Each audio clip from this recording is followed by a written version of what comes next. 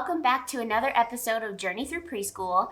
Today we are going to continue talking about the whole brain child, and we're going to start talking about the whole brain strategy number 2, which is name it to tame it. Name it to tame it is telling stories to calm those big emotions. So when we talk about name it to tame it, we're again thinking about the left and right brain.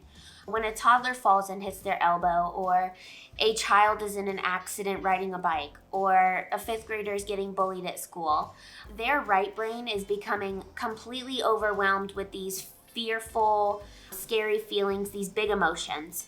And this can be very overwhelming for them. When this happens, we as parents can bring in that left hemisphere, that left brain, to help the child to really understand what it is that's going on and what it is that's happening. In order to have this type of integration, retelling the story of what happened can be so powerful. Retelling the story of a traumatic event or something that upset a child can really help integrate and have those two brain hemispheres work together. So our goal of retelling this story is to have that integration happen to help the child understand what's happening and that their fear may not be as big as it is. So essentially, we want to name our fears, name our emotions, and then use our left brain to help tame them. Now, there may be times when your child doesn't really feel like talking about the traumatic event right after it happened, or if they're still dysregulated, or, things like that. They're just maybe there are some times that I don't feel like talking about something, or that I just need space to regulate and think about it for a minute.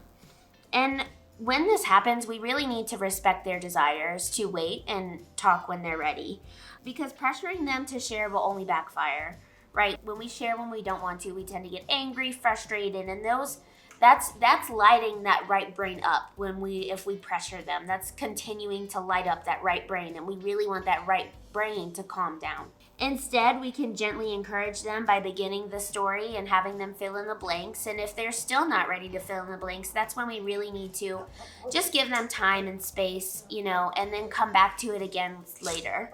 Your child is way more likely to participate in this kind of support if they are feeling heard, if they're feeling connected. So again, the going back to the whole brain strategy number 1, which is connect and redirect, we really, really need that connection. So connection happens first, right? Your child falls down and they hurt their elbow. Or like today, I was at the park and a dog ran around and chased another kid, and she was terrified. She was so scared. And what I saw that mom do was really connect with that child's right brain by saying, "You're safe. It is okay. No worries." And then saying, "That must have been very scary for you."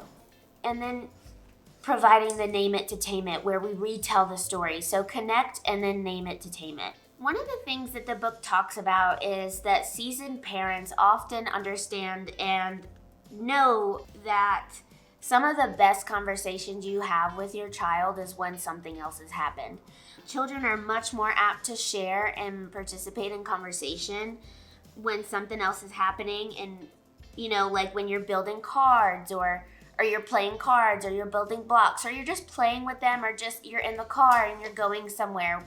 Have it be natural, because when you try and sit a child down, they feel pressured, they feel a lot of things that are uncomfortable about that situation. So really engaging with these conversations when something else is going on is super helpful. Storytelling is powerful, but what is even more powerful is when we know the science behind storytelling and why it helps calm the child or calm children down. So I'm actually just going to read directly from the book for this part, because it words it so well, and what they are talking about I just can't articulate and say it out loud, so I'm just going to read it. But they say what kids often need, especially when they experience strong emotions, is to have someone help them use their left brain to make sense of what's going on, to put things in order, and to name these big and scary right brain feelings so they can deal with them effectively.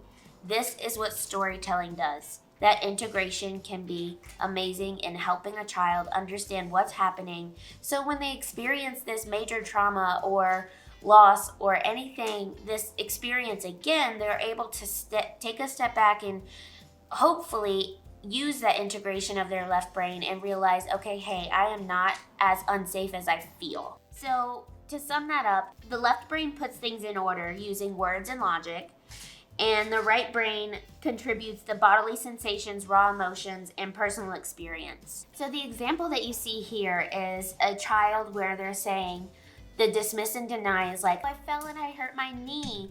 And the mom responds with, don't cry, it's okay, you'll be fine, just be more careful. That is dismissing the child's their fear that they fell, right? Because falling can be scary. It's shocking to your body. It's a shock to your everything, right, when we fall. And then 2, there's the physical pain of when they scrape their elbow or they scrape their leg, something like that. So not only are they having an emotional response, but they're also having a physical painful response. And so for a mom or dad or a parent or caregiver to deny or dismiss that sounds a lot like, you'll be fine, or shake it off, or sometimes I've heard like, boys don't cry and things like that. And so we really want to do name it to tame it, which kind of sounds like, I fell and hurt my knee. And the mom responds with, that can hurt. I saw you running and you tripped and scraped your knee. Then what happened? Really talking it through with that child. Mommy came? Yes. That's right. I held you and I rocked you. Did you feel better? Yes. Want me to show you how it happened? So really talking through what happened with that child. I know it takes time, but it really does help them in the long run be able to be more independent. And because when these things happen, mom, dads, caregivers can't always be around. So it'll give them the ability to be able to regulate, understand, and deal with these challenges in the future on their own. So I appreciate you watching today, and I hope that you got something out of this video. If you have any questions, comments, concerns, please comment on this video, like this video, subscribe to my channel, and until then, continue to support, validate, and encourage. Thanks.